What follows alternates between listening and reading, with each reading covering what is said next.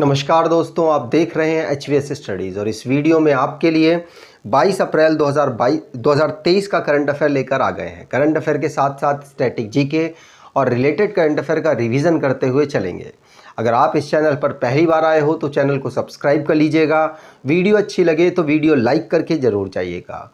Last में आपके लिए क्विज़ रखा है, उस क्विज़ को ज़रूर सॉल्व कीजिएगा। और लास्ट में आपके लिए लास्ट डे का जो करंट अफेयर है उसको रिवाइज़ कराया हुआ है, तो उसको भी ज़रूर देख कर जाइएगा, जो कि आपके आने वाले एग्जाम में आपको करंट अफेयर को याद करने में मददगार साबित होगा। चलिए बात करते हैं लास्ट डे के क्विज़ की। तो लास्ट डे आपसे क्वेश्चन पूछा गया था, which country was recently hit by cyclone Ilsa. तो साइक्लोन इल्सा नाम का किस देश में टकराया था? आप सभी ने आंसर ऑस्ट्रेलिया दिया था और ऑस्ट्रेलिया ही सही आंसर है।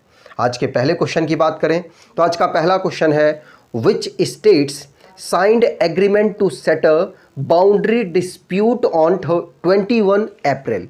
बहुत सारे राज्यों के बीच में लगातार डिस्प्यूट्स को कम किया जा रहा है। केंद्र सरकार यहाँ पर मेनली अमित शाह जी मेन काम कर रहे हैं, लीड करते हुए इसको कर रहे हैं। तो आप कंफ्यूज ना हो, इसीलिए मैंने लिख दिया है 21 अप्रैल को ये हुआ है। असम और किस राज्य के बीच में? तो असम और अरुणाचल प्रदेश के बीच में जो डिस्प्यूट चल रहा था, जो भी बाउंड्री का डिस्प्यूट था, उसको सेटल कर दिया गया है। ध्यान रखिएगा, इससे पहले असम और नागालैंड, असम और मेघालय के बीच में भी सेटलमेंट हो चुका है। इसीलिए 21 अप्रैल ध्यान रखेंगे। अगर 21 अप्रैल आता है तो असम के जो चीफ मिनिस्टर हैं और अरुणाचल प्रदेश के जो चीफ मिनिस्टर हैं, इनके बीच में एग्रीमेंट साइन हुआ और अब यहाँ पर जो डिस्प्यूट चल रहा था बाउंड्री का, उसको ख़त्म कर दिया गया। अमित शाह जी यहाँ पर डिस्प्यूट में मिडिल रूप में काम कर रहे थे। यहाँ पर बात करें असम और अरुणाचल प्रदेश के बीच में एग्रीमेंट हुआ है। ध्यान रखेंगे, इसमें असम के जो चीफ मिनिस्टर है हिमंता बिस्वा शर्मा और पेमा खांडू जी, अरुणाचल प्रदेश के चीफ मिनिस्टर अमित शाह जी के प्रेजेंस में इस डिस्प्यूट पर इन्होंने साइन किया है नई दिल्ली में। ध्यान रखिएगा, ये जो डिस्प्यूट था ये 123 विलेज के बीच में डिस्प्यूट था। जब अरुणाचल प्रदेश बना था, अरुणाचल प्रदेश राज्य के रूप में 1987 में डेवलप हुआ और उस समय पर इनके द्वारा क्लेम किया गया था कुछ विलेज कि ये हमारे होने चाहिए। लगभग 123 विलेज थे, मतलब 123 विलेज थे जिन पर डिस्प्यूट चल रहा था और अब इस बाउंड्री को, इस एग्रीमेंट के माध्यम से उस डिस्प्यूट को सेटल किया गया है। बात करें असम की तो असम अरुणाचल प्रदेश के साथ 804.10 किलोमीटर की बाउंड्री को शेयर करता है। ठीक, यहाँ पर बात की जाए तो असम ने ये जो मैटर है सुप्रीम कोर्ट तक लेकर गया।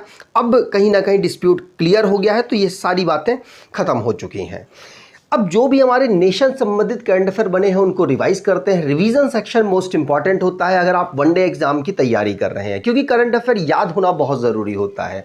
भूल जाएं, कंफ्यूज रहें, ऐसा नहीं होना चाहिए, इसीलिए इस सेक्शन को लाया जाता है। पहला क्वेश्चन आपने पढ़ लिया। दूसरा, भारत मोस्ट पॉपुलस कंट्री बन चुका है किसके अकॉर्डिंग? तो स्टेट ऑफ वर्ल्ड पॉपुलेशन 2023 की जो रिपोर्ट जारी हुई यूनाइटेड नेशन के द्वारा, उसके अकॉर्डिंग 30 लाख जनसंख्या चाइना को क्रॉस कर चुका है भारत। और वंदे मेट्रो चलने वाली है, दिसंबर 2023 तक इसको रोल आउट किया जाएगा। अश्वनी वैष्णव रेलवे मिनिस्टर जी के द्वारा अनाउंसमेंट किया गया। भारत की जो गवर्नमेंट है उसने डिजी क्लेम प्लेटफॉर्म को फार्मर इंश्योरेंस क्लेम के लिए लॉन्च किया है। भारत का एम है global hub for green shipping building को डेवलप करना 2030 तक। 7 PM मित्र पार्क को डेवलप किया जाएगा। नरेंद्र सिंह तोमर जी के द्वारा एग्री यूनिफेस्ट को बेंगलुरु में इनॉग्रेट किया गया। इंडियन रेलवे ने नेट जीरो कार्बन एमिटर बनने का टारगेट 2030 तक रखा है। आहार 2023 एशिया का biggest international food and hospitality fair है, जो कि दिल्ली में ऑर्गेनाइज कराया गया। नितिन गडकरी जी के द्वारा पहला मिथनल से चलने वाली बस को लॉन्च किया गया बेंगलुरु में। आगे बात करें, अगला question, who has become the first women air force officer to receive the gallantry award? तो वीरता पुरस्कार प्राप्त करने वाली पहली महिला वायुसेना अधिकारी कौन बनी है? तो वीरता पुरस्कार प्राप्त करने वाली पहली महिला सेना अधिकारी बनी है, वायुसेना अधिकारी बनी है, इनका नाम याद रखिएगा। इनका नाम है दीपिका मिश्रा। क्या? दीपिका मिश्रा। आप यहाँ पर देख पाएंगे दीपिका मिश्रा को ये अवार्ड मिला है और ये जो मेडल है ये प्राप्त हुआ है और पहली महिला बनी, इसीलिए इंपॉर्टेंट है। विंग कमांडर दीपिका मिश्रा पहली वुमेन एयर ऑफिसर बनी है जिनको गैलेंट्री मेडल से सम्मानित किया गया है। और ये जो अब अनाउंसमेंट है ये प्रेसिडेंट के द्वारा इंडिपेंडेंस डे लास्ट ईयर की गई थी और अब इनको ये प्राप्त हो चुका है। ये भारत के जो इस समय पर इंडियन एयरफोर्स के chief air marshal VR Chaudhari ji हैं, 27 नंबर के हैं। बहुत याद करना ज़रूरी है, पूछा जाता है क्रम। 27 नंबर के हैं, उनके द्वारा ये ऑनर इनको दिया गया। आगे बात करें तो जो भी रिसेंटली में टेक्नोलॉजी और डिफेंस से रिलेटेड क्वेश्चंस बने हैं उनको रिवाइज करते हैं। पहला क्वेश्चन पढ़ लिया। दूसरा, tropospheric emission monitoring of pollution NASA के द्वारा नॉर्थ अमेरिका की ट्रैक करने के लिए कि वहाँ पर पॉल्यूशन की स्थिति क्या है, उसके लिए इस पूरी टेक्नोलॉजी को लॉन्च किया गया। और जुपिटर IC मून एक्सप्लोरर, जिसको जूस मिशन कहा जा रहा है, इसको लॉन्च किया गया है किसके द्वारा? ESA यूरोपियन स्पेस एजेंसी के द्वारा, जिससे जुपिटर और जो उसकी सैटेलाइट्स हैं, जुपिटर की सैटेलाइट्स हैं, उनको स्टडी किया जा सके। गाइगा मिशन जो कि यूरोपियन स्पेस एजेंसी का एक प्रोजेक्ट है जिसमें मिल्की वे के ऊपर उसकी अंडरस्टैंडिंग के लिए इसको लॉन्च किया गया और साथ साथ एक और ब्लैक होल डिस्कवर किया गया है, ध्यान रखेंगे। इजराइल ने स्पाई सैटेलाइट को लॉन्च किया जिसका नाम ओफेक 13 है। क्या है? ओफेक 13। केनिया पहली operational earth observation satellite launch कर चुका, अप्रैल में ही लॉन्च की है। टाइफा 1 इसका नाम है। अमित क्षत्रिय नासा के द्वारा new established program moon to Mars के लिए इनको हेड बनाया गया है। भारतीय मूल के हैं इसलिए इंपॉर्टेंट है।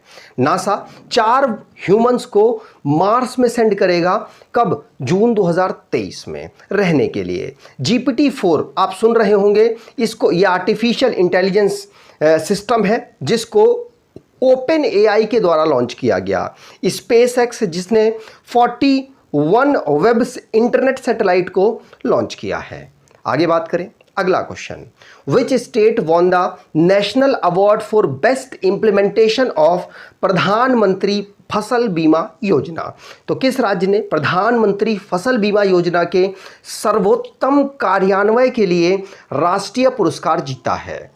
आंसर यहां पर होगा, अभी कर्नाटका में चुनाव है तो सिंपल सी बात है वहीं के लिए अवार्ड प्राप्त हुआ। इस प्रकार से आप याद कर पाएंगे, तो कर्नाटका यहां पर बिल्कुल सही आंसर होगा। तो कर्नाटका ने प्रधानमंत्री फसल बीमा योजना के कार्यान्वयन के लिए यह पुरस्कार जीता है, मतलब अच्छे से अपने राज्य में इन्होंने इसको इंप्लीमेंट किया है। ध्यान रखिएगा, बेस्ट इंप्लीमेंटेशन के लिए कर्नाटका को यह अवार्ड मिला है, जिसने 2021 और 2021 की खरीफ फसल के लिए और 2022 में जो फसलें हुई उनके इम्प्लीमेंटेशन में इस योजना को अच्छे से इम्प्लीमेंट किया है बाकी सभी राज्यों के कंपेयर में। प्रधानमंत्री फसल बीमा योजना की बात करें तो 2016 में इसको लॉन्च किया गया था। अगला question, when is national civil service day celebrated every year in India?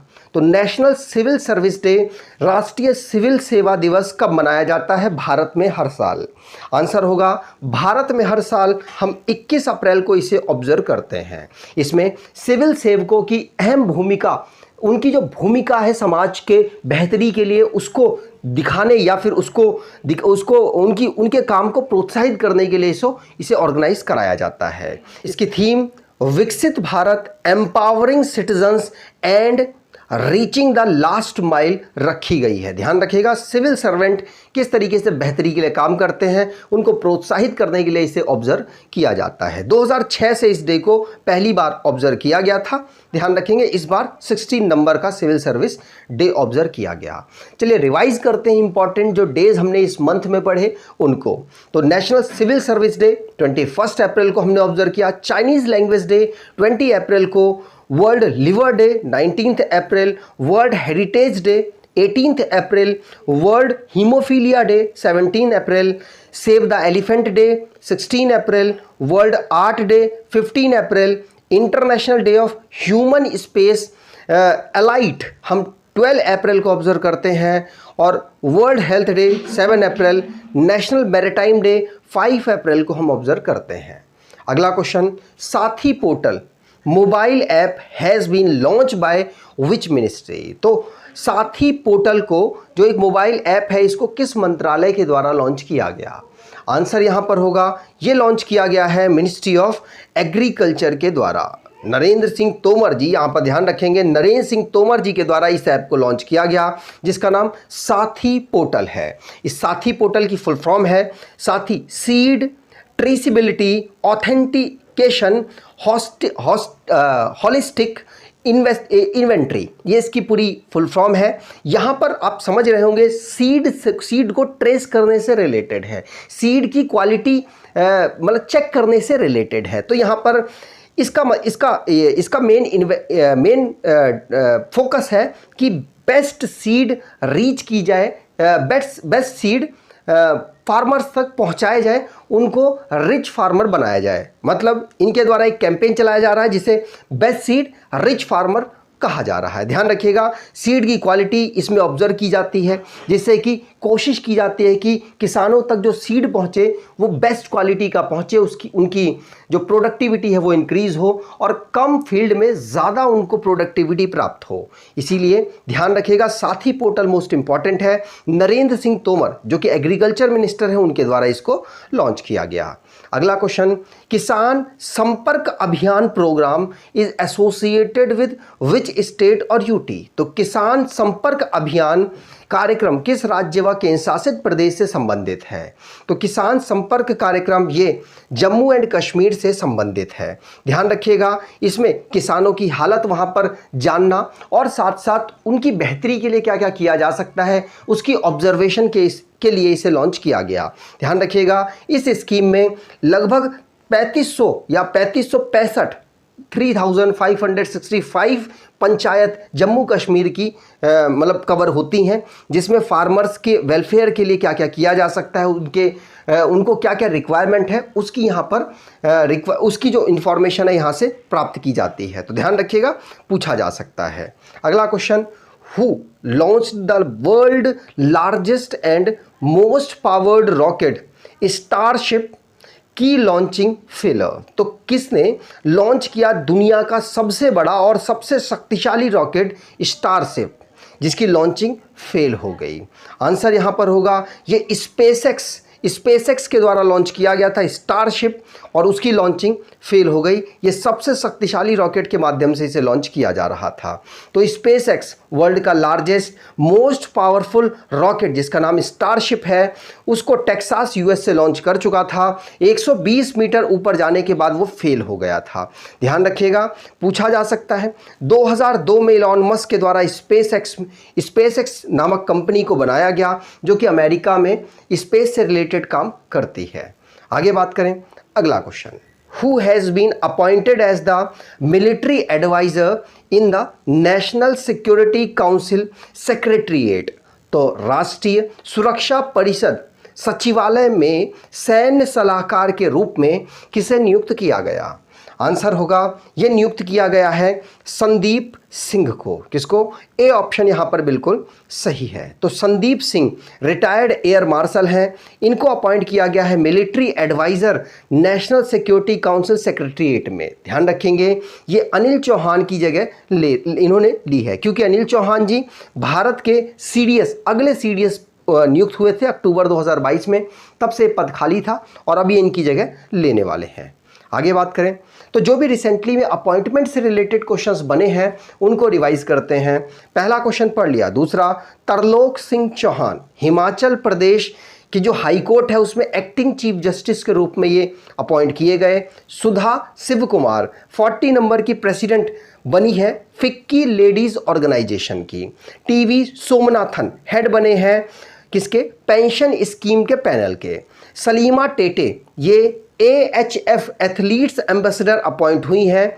मनमीत के नंदा MD और CEO बने हैं इन्वेस्ट इंडिया के। अनूप बागची MD और CEO बने हैं ICICI प्रूडेंशियल लाइफ इंश्योरेंस के। जी कृष्ण कुमार भारत पेट्रोलियम कॉरपोरेशन के चेयरमैन बने हैं। ललित कुमार गुप्ता CMD बने हैं कॉटन कॉरपोरेशन ऑफ इंडिया के। आगे बात करें, अगला question, which Indian company has recently achieved a market capitalization of rupees 5 lakh crore. तो किस भारतीय कंपनी ने हाल ही में 5 लाख करोड़ रुपए का बाजार पूंजीकरण हासिल किया है? तो 5 लाख करोड़ रुपए का बाजार पूंजीकरण अभी रिसेंटली में हासिल किया किसने? आंसर होगा आईटीसी लिमिटेड ने। ध्यान रखिएगा, पहला ऑप्शन यहां पर बिल्कुल सही है। आईटीसी लिमिटेड के द्वारा 11th कंपनी ये भारत की बनी जिसने 5 लाख करोड़ का मार्केट कैपिटलाइजेशन हासिल किया है। इनसे पहले 10 कंपनियां हासिल कर चुकी थी कैपिटलाइजेशन, और ये भारत की 8th largest company market capitalisation में भारत में बन गई है। यहाँ पर रिलायंस इंडस्ट्री, इन्फोसिस, आईसीआईसीआई जैसी बड़ी कंपनियां शामिल हैं। आगे बात करें तो अब यहाँ से रिवाइज करते हैं लास्ट डे के करंट अफेयर को, जैसे कि according to UNFPA state of the world population 2023 की रिपोर्ट में सबसे ज़्यादा पॉपुलेशन वाली कंट्री बोला गया है भारत को। केरला स्टेट बना है पहला किसमें? वाटर बजट लॉन्च करने वाला। और सेंट्रल गवर्नमेंट ने पहली अंबेडकर सर्किट टूरिज्म ट्रेन को लॉन्च किया जिसका नाम भारत गौरव टूरिज्म ट्रेन है। चाइनीज लैंग्वेज डे 2023 का हम ऑब्जर्व करते हैं 20 अप्रैल को, और किस कंट्री में, मतलब भारत में होस्ट किया गया है SCO का मिलेट फूड फेस्टिवल। और तेलंगाना ऐसा स्टेट है जिसने doctor BR Ambedkar award announce किया है, जो कि दलित के वेलफेयर के लिए काम करते हैं, उनको ये अवार्ड दिया जाएगा। अगला question, name the winner of Malcolm Adiseshiah award 2023। तो मालकॉम एडिसेसिया अवार्ड लिटरेचर और इकोनॉमिस्ट, जो बेहतर इकोनॉमिस्ट की फील्ड में काम करते हैं उनको दिया जाता है, और ये उत्साह पटनायक को दिया गया है। उड़ीसा में पहला सेंसस मैंग्रोव पिट्टा बर्ड का किया गया। कहाँ पर? 2 कोस्टल डिस्ट्रिक्ट में, केंद्रपारा और जगत सिंहपुर। ध्यान रखेंगे, दोनों डिस्ट्रिक्ट में सेंसस हुआ है। किसका? आंसर होगा पिट्टा बर्ड का, मैंग्रोव पिट्टा बर्ड का। Which Indian swimmer won 5 gold medal in the 58th Malaysia invitational age group swimming championship? तो आंसर है वेदांत माधवन। आज के क्विज की बात करें तो what is the ranking of India in term of investment in AI index, artificial intelligence index 2023। तो AI index में, आर्टिफिशियल इंटेलिजेंस इंडेक्स में 2023 में निवेश के मामले में भारत की रैंकिंग क्या रही? कमेंट बॉक्स में आंसर दीजिएगा। अगर आपको ये वीडियो अच्छी लगी है तो आपसे अनुरोध करूंगा वीडियो को लाइक कर दीजिएगा, चैनल को सब्सक्राइब कर लीजिएगा, और एटलीस्ट अपने कुछ दोस्तों तक वीडियो को शेयर ज़रूर कीजिएगा। धन्यवाद।